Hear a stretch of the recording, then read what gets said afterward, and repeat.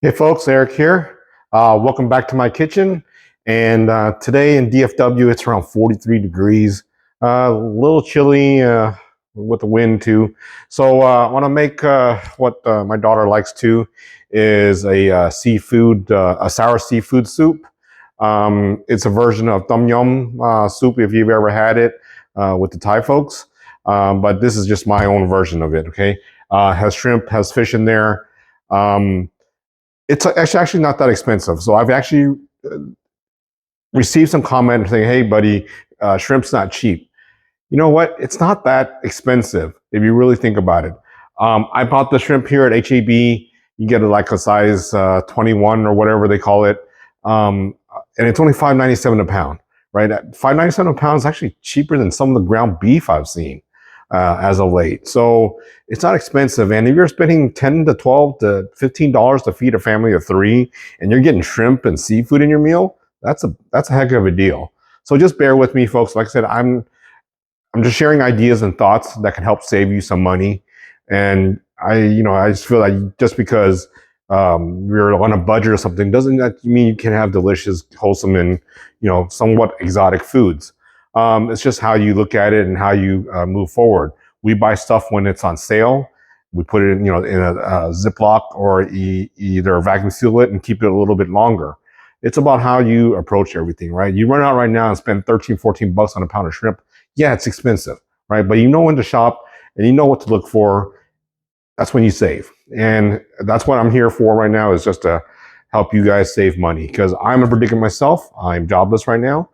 Just doing this to share, the knowledge that I do have and share some good eats that my family enjoy. Thank you for watching, and let's get into it. So we'll start off with some white fish. This is swai fish, I believe. We got it in a bag, and it was around $5 or $6 for 4 or 5 fillets. 1 pound of shrimp, your size, however you want. Some seafood mushroom or any other type of mushroom you may have will work. I would not suggest satake mushroom in here. It does have a funky flavor to it. These are around $1.49 a bag. It's something we had at home already. My wife was going to make hot pot, but she hasn't, so we're going to make it. You need some kaffir, I hope I'm pronouncing that right, lime leaves. Again, it's $6, but you get a whole bunch, and we're probably going to use like 10 leaves in this thing. Some hot pepper, some dried galangal leaves. This bag's around $4 or $5. A bag of tamarind sour soup base. You only need a little bit. Real lemon juice, because I'm too lazy to squeeze a lemon or a lime. Chicken broth, some Yum Yum MSG, and some fish sauce. Again, folks, I know if you look at the face of this, it does look expensive. But remember, the lime leaves, I throw it in my freezer and it keeps. The lime leaves, you only use about 2 or 3 of them. So you're going to keep that for other things like pho, which I'm going to make later on. And even the tamarind soup base, right? This is only like 30 or 40 cents a bag. You're only use about 2 or 3 teaspoons of it. Same with the lime juice. You use 1 or 2 limes instead of this. And chicken broth, like $2 for that box. So I guesstimate this is going to be around $15 to serve 3 people. So let's move forward. All right, folks. First thing you want to do here is in this small pot, I've got about 3 cups of water, and we're going to probably add in about 5 or so cups of chicken broth. I'm not very precise at measuring, so.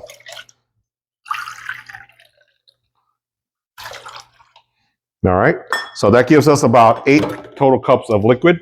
We'll go ahead and throw this about 3 pieces of galangal leaf in there. I do this ahead of time because the galangal leaf is dried. We just go ahead and throw this in there. It gives us a little bit of flavor. 3 or so leaves in there. Let's throw it on a pot and let's get it boiling while we do other stuff. All right, now we'll take our kefir, lime leaves. They have a distinct smell to it. Kind of hard to explain, but you'll definitely know what the leaves are. And when you buy them, this is what they look like. They're 2 leaves attached to each other like this always. And why it does kind of look wilted and such that they're perfectly fine to use. You can find this in the Asian stores. They're in the fresh aisle, the fresh veggies and herbs aisle, or you can actually find them dried. I just buy them fresh, throw them in the freezer, so that way when I need them, I got them. So you want to go ahead and cut these really small, because you're going to leave these in there with your soup. So cut them as small as possible, and go ahead and throw that into your pot. As you can see, it's really fine. These leaves are, as you cut them, you'll notice the aroma come out, and it's something special. It's I don't know how to explain it to you, but go ahead and throw this into the pot.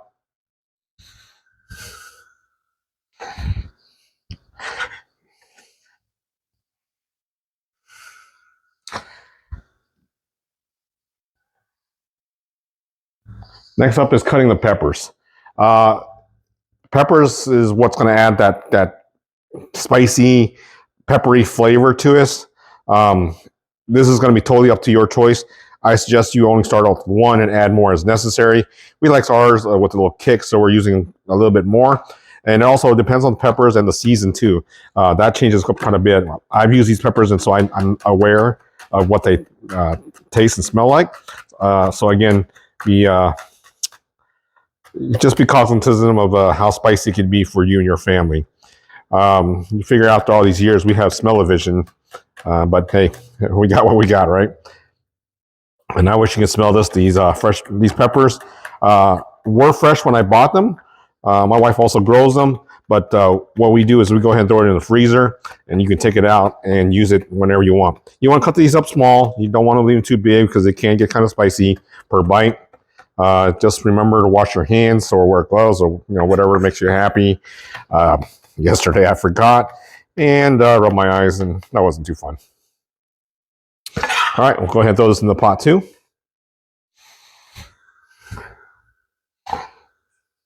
I always do the peppers early upon because it gives the aromatics.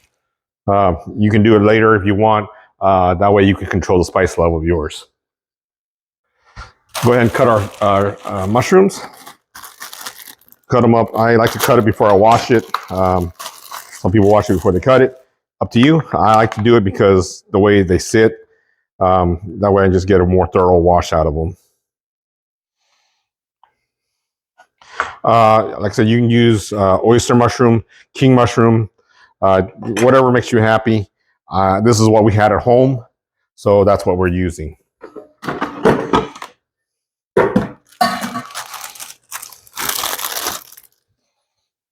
Separate these up. These are kind of big, so I'm going to half them. So you don't want them too big where you can't put them in your mouth.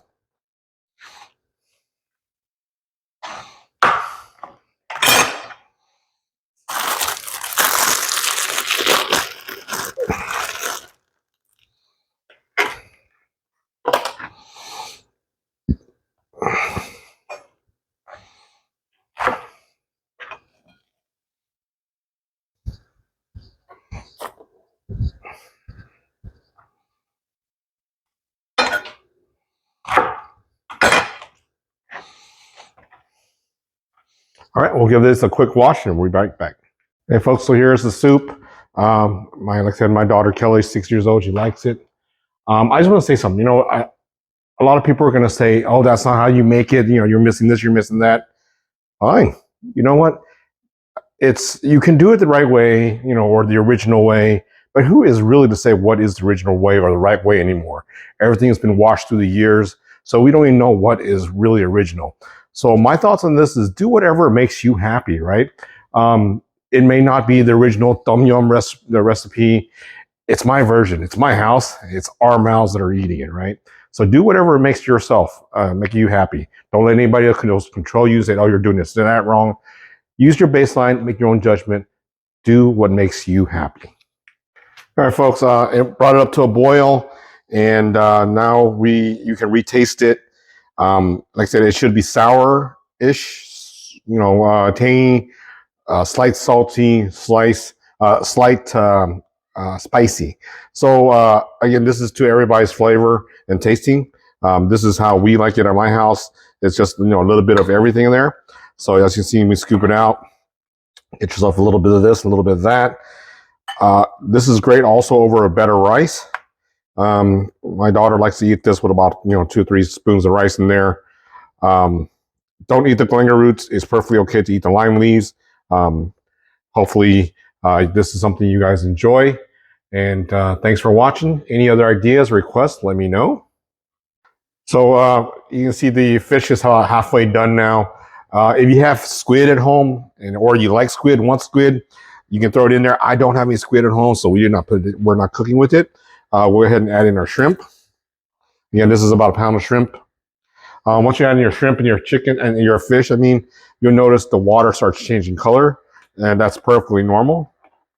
Right? It gets a little lighter. Right? And now we'll go ahead and add in our mushroom and then bring it to a boil, and then we're done.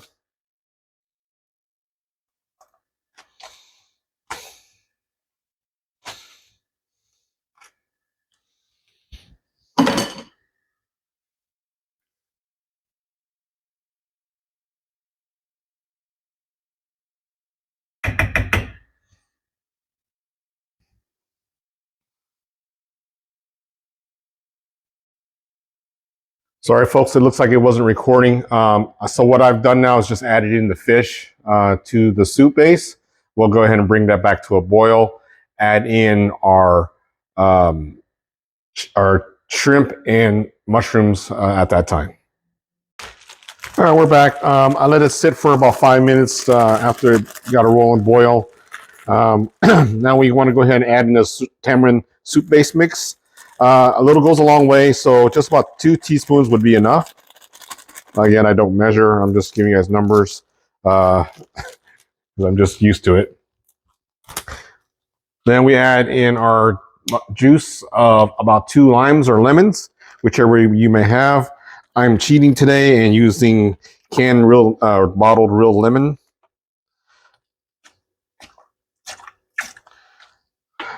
Now this is really, I say the juice of 2 limes or lemons, but it's really going to vary, right? Because your size of your lemon, the season, heck, even the lemon or lime itself, right? So you want it to be quite tangy, but not super sour, right?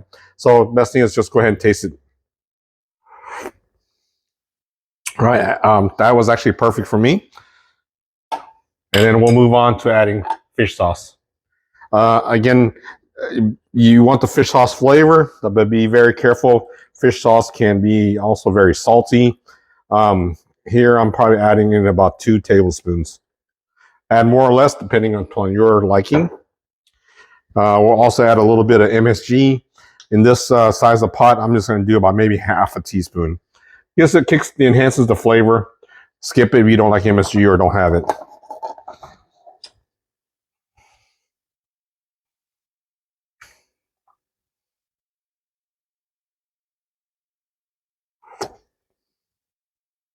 All right, that's perfect. We do want to make it a little stronger than usual. Or as you would eat it, because once you add in the shrimp and the fish, it does dilute it a little bit. So I'm going to actually add in a little bit more tamarind sauce. So we're overcompensating right now because it will get a little diluted. But you can always, if you're unsure, add it in afterwards, right? That's it, folks. So I moved to a bigger pot. That one I chose was just a little bit too small. I want to give it some room. I ended up adding about 2 more cups of water. So right now we're at 5 cups of water to 5 cups of chicken broth. You can adjust that accordingly. The broth was a little bit salty, so I want to dilute it a little bit because we'll be adding fish sauce in there, which also makes it a little bit salty again. We're going to go ahead and let this get to a rolling boil. And then let it sit for 5 minutes or so that the galangal roots can really release its aromatics. And I'll be right back. All right, folks, now we'll move over to cut our fish. Clean up the cutting board. Again, this is swai fish that we bought. I think it's swai. It's either swai or bass. I can't remember. Either way, it's just a form of white fish, right? Take it out of the bags. I like to give it a quick rinse.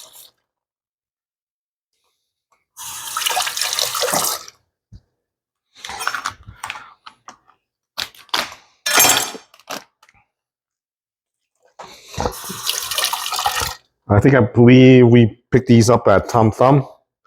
It was on sale for like maybe $5 or $6 a bag. Has 6 fillets in there. We just want to go ahead and cube these up. Doesn't have to be perfect. 1-inch squares. And put this aside.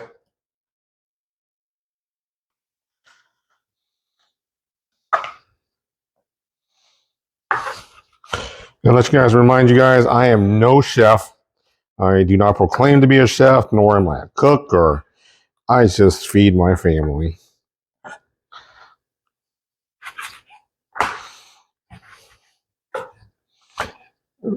Always substitute whatever you want, whatever you like. Again, these are just baseline ideas, right?